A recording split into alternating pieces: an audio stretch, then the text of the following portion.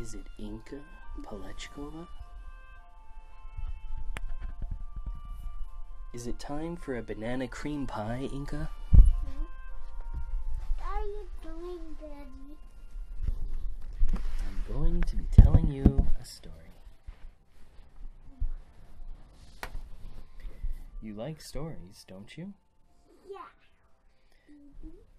So tell me, what would you like to have a story about? So that was 1, 2, 3 cats, like this cat, Yes. like that cat, 3 types of cats. and then she have these cats. 6 cats. No, she had this cat, 5 more cats. the little cat, and the little cat too, and the big cat helped them. And that was really nice, okay?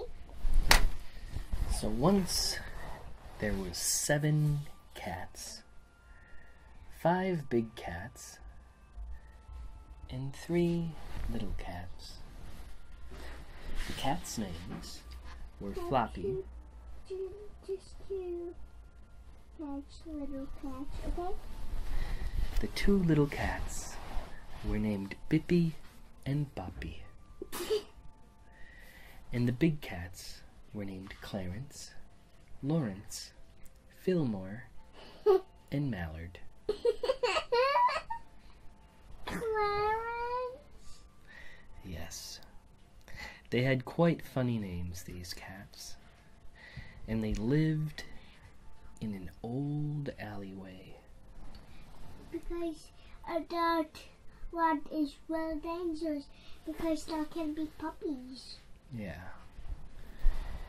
Their world is very dangerous because there can be puppies. Puppies can come, and when the puppies come, the cats are gonna run. One day, all the cats were together, playing cards underneath a garage lid, a garbage can lid. And then they'll be playing hide and seek. And then they began playing hide and seek. It was a fun game that a lot of people liked to play.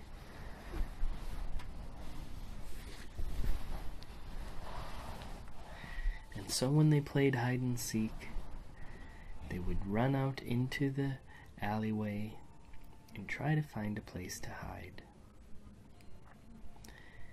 On this day, Bippy and Boppy were playing cards with 2 of their other friends, Zippy and Dippy. Bippy said to Boppy, "Hey, you wanna go light off some fireworks?" And Boppy said, "Yeah, let's light off some fireworks."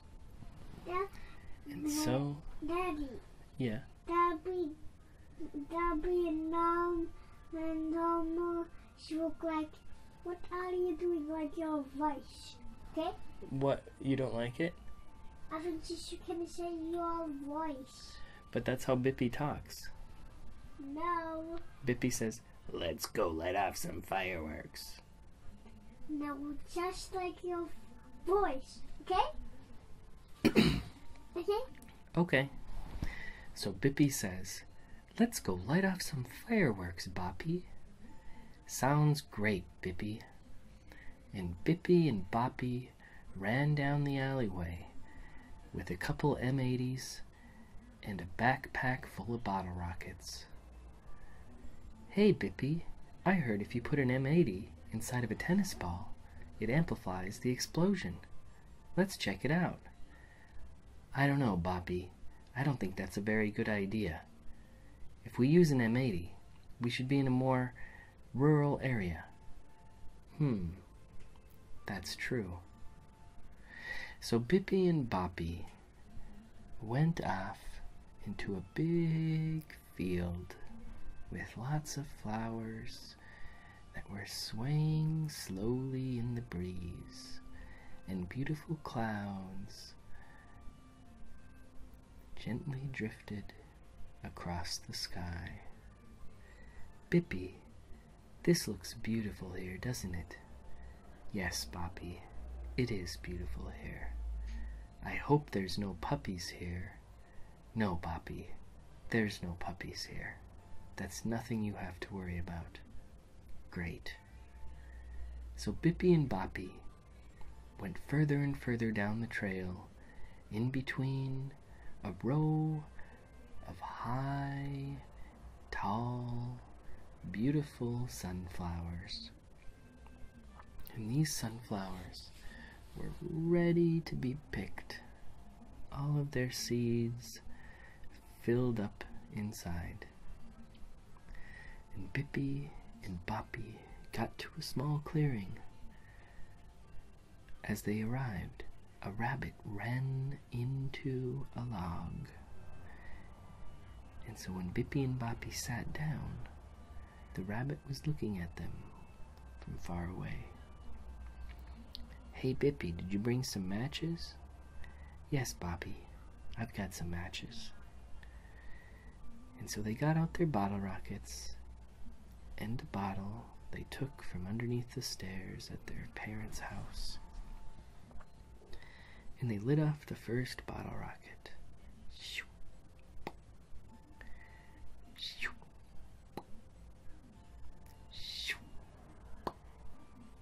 This is pretty fun, Bippy.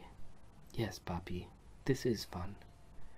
Hey, did you see that rabbit over there? Yes, I saw him earlier, but it looks like he's ran away. I don't think he's gone anywhere. Could have sworn I saw his eyes coming from that darkened log over there. And so Bippy and Boppy walked up to the log very slowly, not really sure what was inside. And inside they found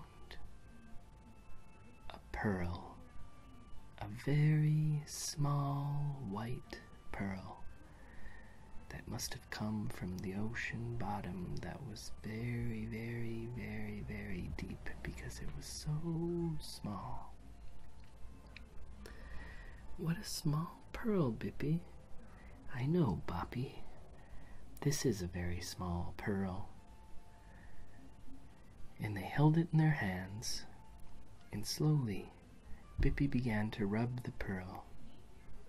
And as Bippy rubbed the pearl, a giant laser beam shot out of it. The pearl kind of cut in half and opened, revealing a small microcomputer and an unbelievably small alien creature that was living inside. Little green head, he was writing on an old typewriter. He looked up at Bippy and Boppy, the two cats, and was frightened because they were so large. What on earth are you? We're cats. What are you? What am I? Well, I'm a Fizzmorg. I'm a small but powerful Fizzmorg from the Fizzmorg galaxy. And what galaxy are you from? Well, I guess we're from the Milky Way, Bippy said. But here we're on Earth. Oh, yes, Earth. I know Earth. I've heard of Earth. So you tell me that I'm on Earth. I've been teletransported to the wrong planet. Well, can you take me to the nearest transporter and get me back home? I'm not really sure that we have a transponder here. Normally, like here we go in planes if we want to go somewhere else really fast, and I kind of imagine that you have to go somewhere really far away. So,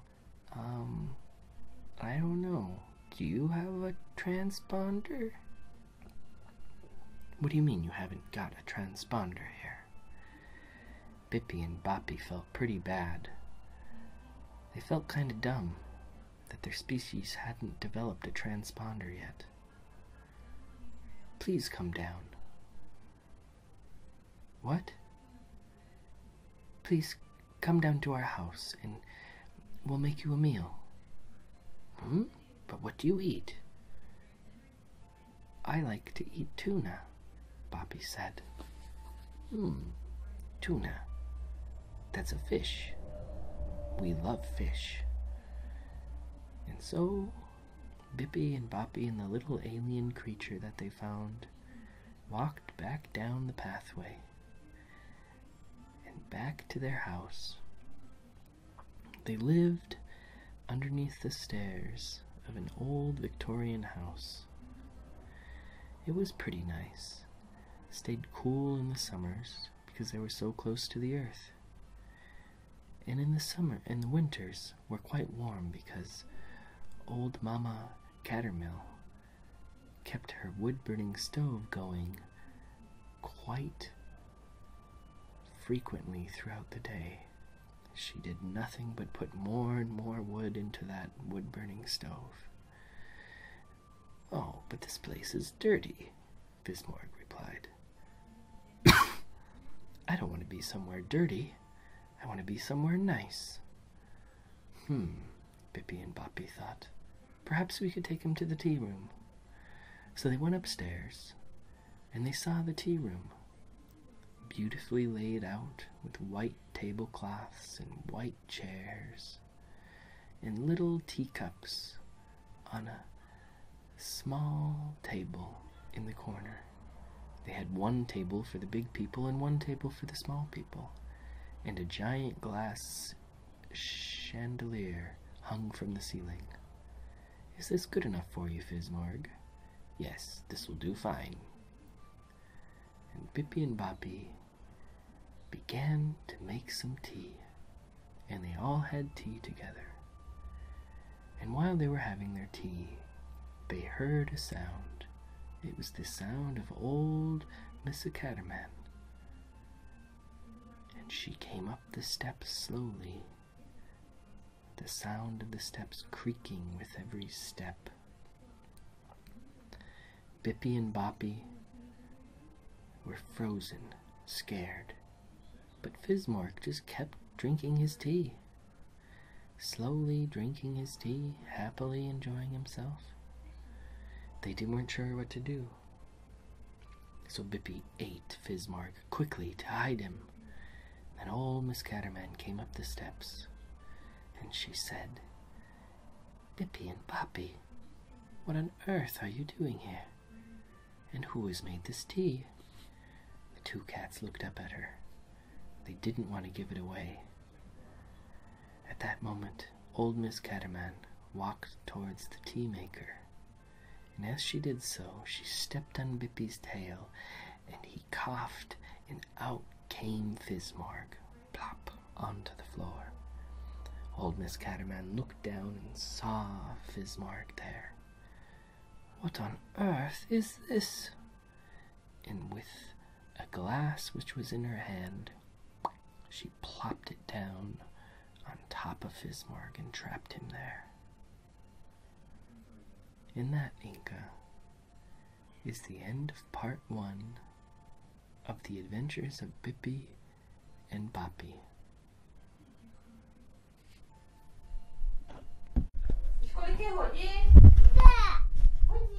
Bansha. Hello, little one. Remember where we ended last night? There was the little alien in the little tiny sphere, and old Mr. Cattleman stopped it underneath the glass, and the two cats, Bippy and Boppy, were still in the room. They were still looking, still trying to see who was this alien. So, What are aliens? like the people that drive around in Ufoni? And aliens can be with blood. No, I think with mud. I think with mud. You think they're made of mud? No. Some, you remember like in America, you remember like that, with what I am really good at, with that mud monster, like. Mud monster? Remember that monster? The mud monster? I think yes. What I am really good at on America. You're good at what, though? You're good at playing a game? The mud monster game? Yeah. Well, where do you play it? Like in America. I know, but where in America? And then where's my car? Where's my little car? And you saw a mud monster? No, not the real.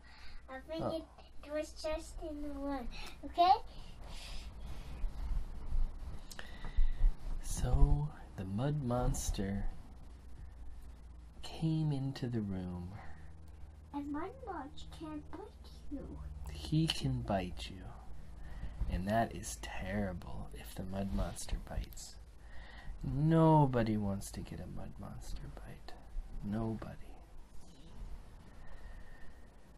So, the mud monster came in, and the two cats, Bippy and Boppy, saw this as their opportunity to run away, and they crashed through the window and jumped outside, and old Mrs. Catterman screeched as she saw the mud monster walk into the room. The mud monster made sounds. Like, that's funny with sounds.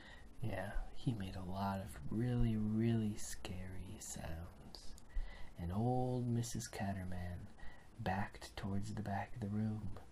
The glass that was over top the little miniature alien tipped over, and the alien was free.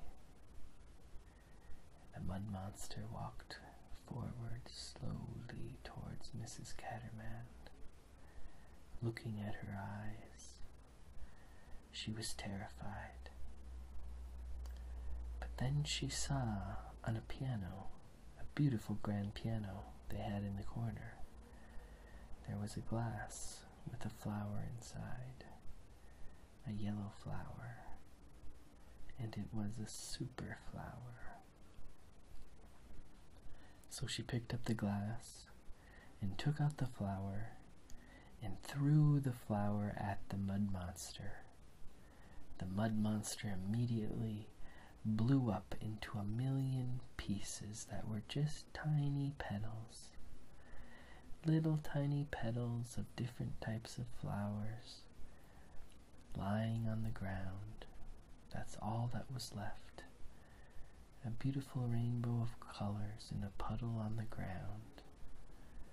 100 different petals from 100 different flowers exploding into nothingness. And so the mud monster was gone. Old Miss Catterman, she knew. And also a little bat can bite you too. What can bite you? A little bat. Okay. Okay. It's also good to know that little birds can bite you. Little birds may look little, they may look fluffy, but they can indeed bite you. So when old Miss Catterman backed up against that window, a tiny little bird began to peck at it.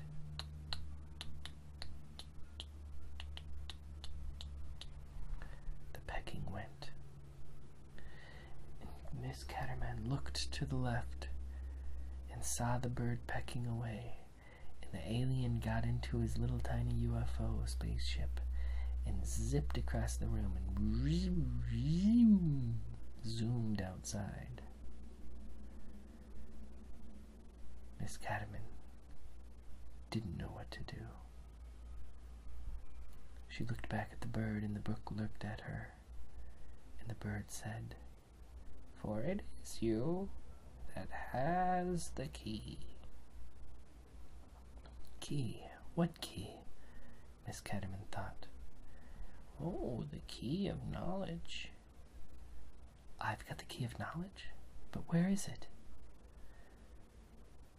And with that, the bird flew away, off into the horizon, and Miss Catamount was left in her room with junk on the floor and a mess everywhere from the commotion that had happened.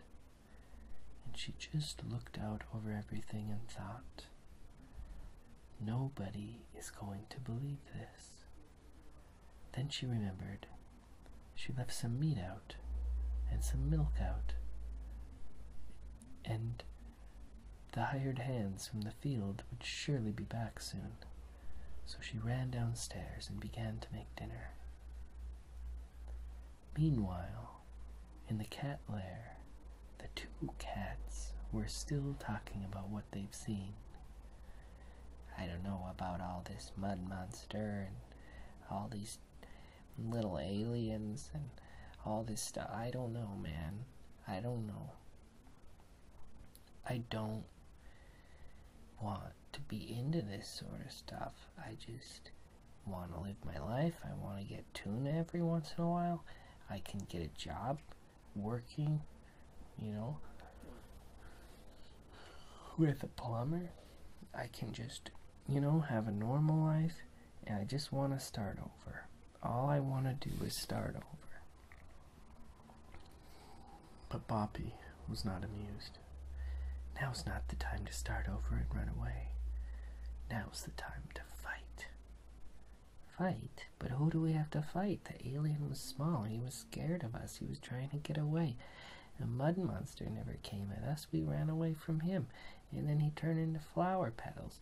So how is that even something we can fight? You're right. I have something to tell you, Bippy. When I was living in Singapore, I came under the direction of a master of cat fu, an ancient form of kung fu, only known to Singapore. And I grew up fighting, and sometimes I can't put it behind me. I can't put my past behind me. What I have done makes me who I am. And when people attack who I am, they attack my central core.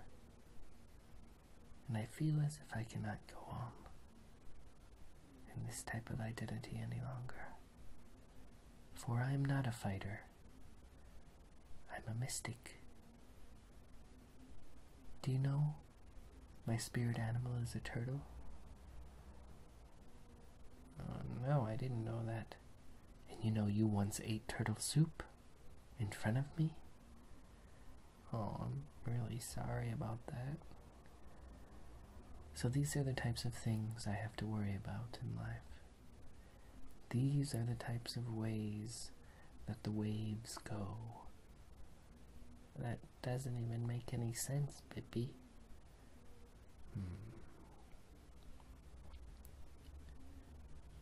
Back in the house, old Miss Catamount had made a beautiful dinner.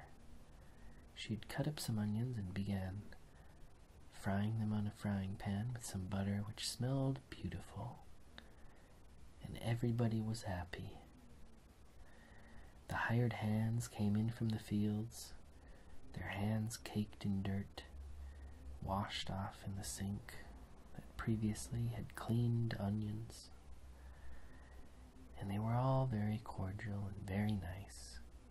They all respected old Miss Catamount.